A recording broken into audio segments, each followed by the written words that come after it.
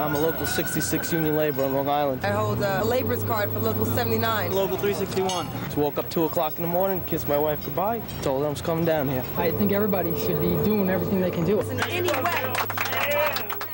Some volunteers who answer the call to help out at the World Trade Center disaster I want to do anything I can. I don't know what else I can do. I haven't slept since yesterday. seem drawn to the scene by a force greater than themselves. This is my country, this is my city. I grew up here, and I can't believe what I'm seeing. Craig Thomas, a day trader, is ready to meet the disaster head on. I think that I feel ready for it, but He thinks. it's like, but this is 100 times worse than anything I could imagine. Throughout the day, contractors, iron workers, electricians, and engineers have been arriving at the staging area on Manhattan's West Side to volunteer their services. At last count, more than 30,000 people, some enduring 20-hour shifts. It's back-breaking work and emotionally draining, but nothing like the challenge of searching for a loved one. It's one of the most difficult tasks I've ever been put through in my life. Sal Romaniello is looking for his oldest son, 37-year-old Joseph, a father of 4, who worked as a telephone technician in the North Tower. Then when he got married, I looked out at him on the floor dancing with his wife and his mother, and I knew I had a man out there. That's my son. When you have a son or a daughter that makes your chest come out, that's all I can tell you. Joseph survived the World Trade bombing in 1993, but this time, his father is not so sure. You're still hopeful, though, right? If he's Superman, I'm hopeful. Okay. I mean, you've seen the buildings. Sal, his younger son Steve, and daughter Michelle are in a desperate attempt to find any shred of news about his missing son. It's a bad dream. I'm waiting to wake up. We've been all over, every hospital, the place, missing person reports all over. We're gonna go anywhere we can go to see if we can find them. It's been really hard. I'm the son, and I'm trying to be strong about everything. Across town at Bellevue Hospital, Anthony Luparello knows exactly what the Romaniello family is going through.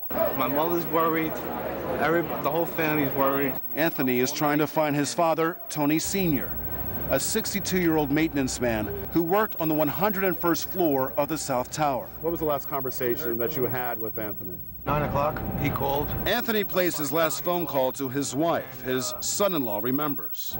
He told my mother-in-law that he witnessed people jumping out of the windows. He was hysterical crying. We were trying to calm him down.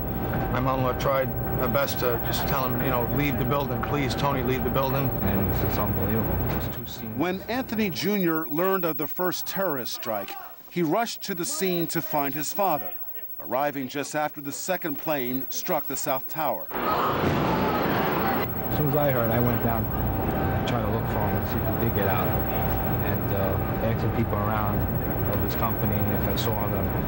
And I literally saw the building collapse, so I had to run for my life. It literally looked like ground zero where a bomb hit. This is what it looks like. Craig Thomas, the day trader we met on the bus, assisted rescue workers through the night. And it's hot, not only from the heat of the building, but it was a hot day yesterday. And First, he ferried drinking water. because that's what they needed us to do. That's the only thing we could do that was helpful and not interfering. At one point, you were at ground zero. Yes, and it looked like, I mean, it looked like a horror movie. I mean, you see a fire truck split in half. Then, he carried ice for the makeshift morgue. Every 10 seconds, I'm thinking I'm stepping on bodies. And you know that it's basically a tomb. The whole thing is a tomb. Craig came face to face with the awful aftermath of destruction. I saw what looked like a body being pulled out from under, I don't know what it was, an ambulance, but I looked away. I saw at least 35 body bags being brought out. He worked 12 hours before collapsing. I passed out on a blanket on the floor. Mentally, so draining that, you know, there was no decompression. We've been to almost every hospital that we can get into. With no word from loved ones in more than 48 hours, the families of the missing workers are fighting exhaustion. How do you get you? I guess he got Sandy. Have you gotten any sleep at all? Again, that Newark one. Catnap. Newark, it's New York, and they'll give them the I feel sorry for my daughter-in-law, my 4 grandchildren. Sal Romanello is crisscrossing Manhattan, still looking for his son. With Pat Ferrari, crisis intervention counselor with the Red Cross. I'm going to sit with my family now. We're going to go over everything.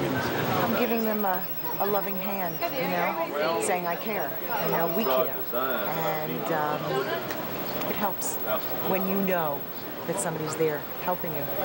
In the third day of searching for Tony Luparello, his family looks to other grieving families for assistance. You want to exchange information? Flyers. Give us one of your flyers. Yeah.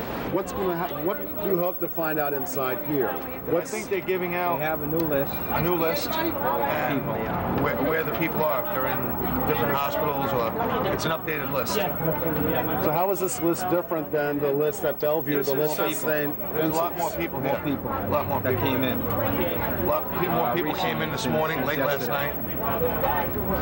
So And what happens after this? we're going to go to another place. The endless lines, the long lists of names We got every number that's possible that we can call. 3 so- pages of phone numbers. seem to go on forever, but the Luparellos tried to stay strong. We did have a beeper on him, and we've been still paging him since, and we're still gonna keep paging him until we get a phone call back. So. I'll call you back, babe. And for Sal Romanello, the search has brought him to his own personal ground zero, in a place he never wanted to be, far away from his beloved oldest son. You're going to come back tomorrow and continue looking? We're going to look until we find them. Wouldn't you? Yeah. When we last spoke to the families, neither had heard news about their lost relatives. Their search begins anew in the morning.